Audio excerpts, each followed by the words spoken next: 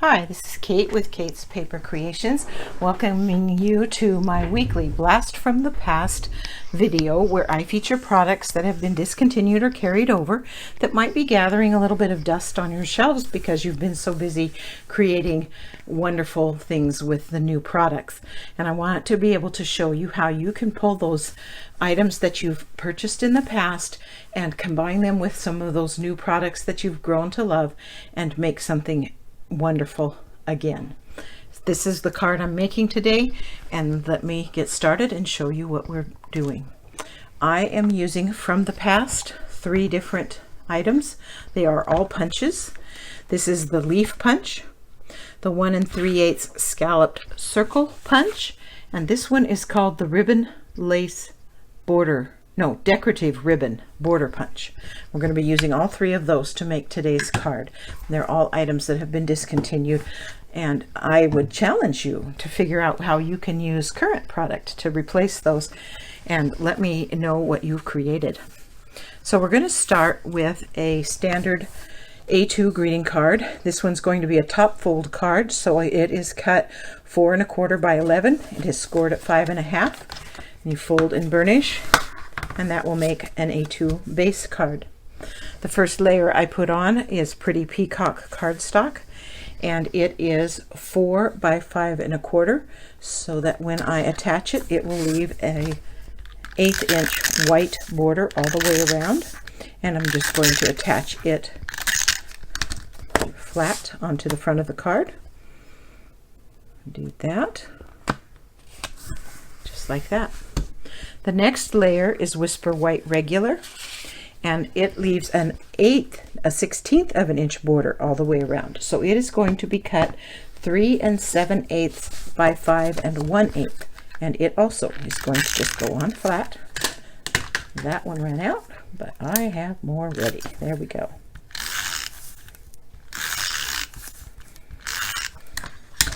And again, this gets attached flat to the front, and this one's leaving that really tiny 1/16 of an inch border of color around the edges. The next layer is the Forever Greenery Designer Series paper that is in the current holiday catalog 2020, I should say, and it is cut Forever Greenery is cut 3 3/4 by 5. So again, when I attach it, it's going to leave a 1/8 inch border all the way around. And this paper has a definite top and bottom to it in the pattern, so you'll want to watch for that when you're cutting so that you don't get your orientation sideways, unless you want it that way, but I didn't. So again, just leaving that 1/8 inch border all the way around. I tried doing this and not putting that extra white border layer in there, and it just didn't look the same. It needed that border. Okay, the next piece I prepared is going to be the sentiment piece. It's from Pretty Peacock as well, and I cut it. That's my clock. I'll let it do its thing.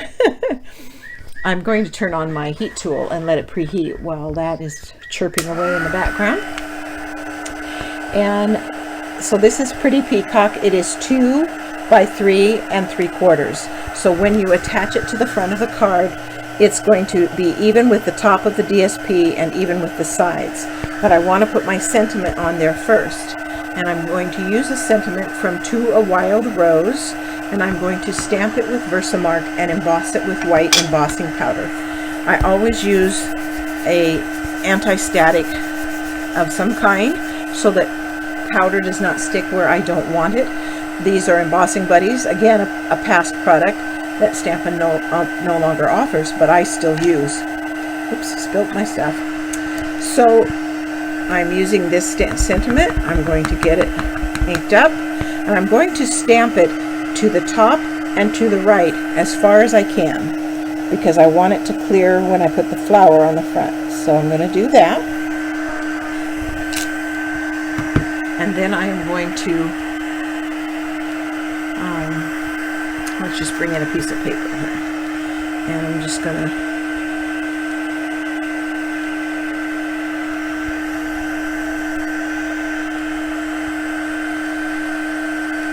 make sure everything gets covered really well. tap it on the back. Very good. And then I can just pour that back into the bin, and I'll clean that other up later. It won't hurt it to wait. Okay. Fortunately, with Versamark, you've got some time. It's not going to dry too quickly, so you've got time for it to. I'm bringing my heat tool here, and sorry for the noise, but we're going to set that.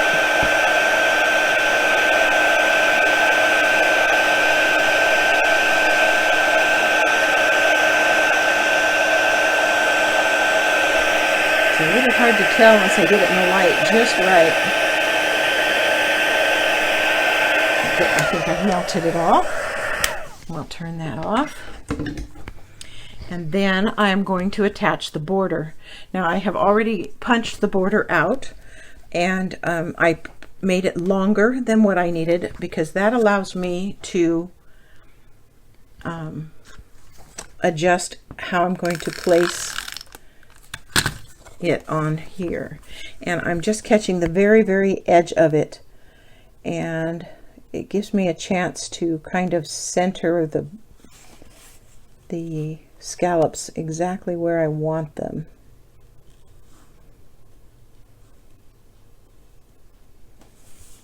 Okay, let's get that straight. That looks pretty good. And then I'm just going to trim off the ends. Just like that. Now this piece is ready to attach to the front of the card, and I'm going to attach it with dimensionals. And because there's a little bit of sticky behind where I attached that ribbon border, I'm going to put 3 dimensionals across there to keep it from sticking where I don't want it to stick, if that makes sense. So we'll get those off.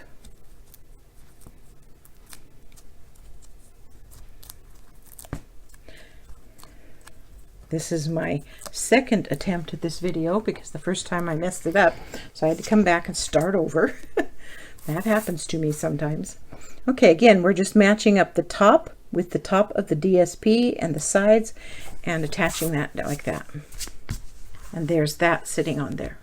Now we're going to do the flower next, and I put one of these blue adhesive backed gems in the center of my flower. It just picked up the tones of this paper so well, and I put it right in the middle of my flower. And actually this is the 1 3/8 inch circle punch, but it's going to become a flower, and I'll show you how. We're going to cut on the scallop, from the scallop to the center. You don't have to go clear to the center, and every 2 scallops you're going to cut again and again all the way around. And it might be good not to go clear to the center because you don't want your petals to just fall off if you get too close. And that's why I put that gem on first, because it kept me from getting too deep, and it gave me a center point to cut to. And every 2 petals, and there's actually an even number of petals. So as your eyes get buggy as you're going around and making sure that you only cut every 2 petals. And one more. And that gives it this cute little,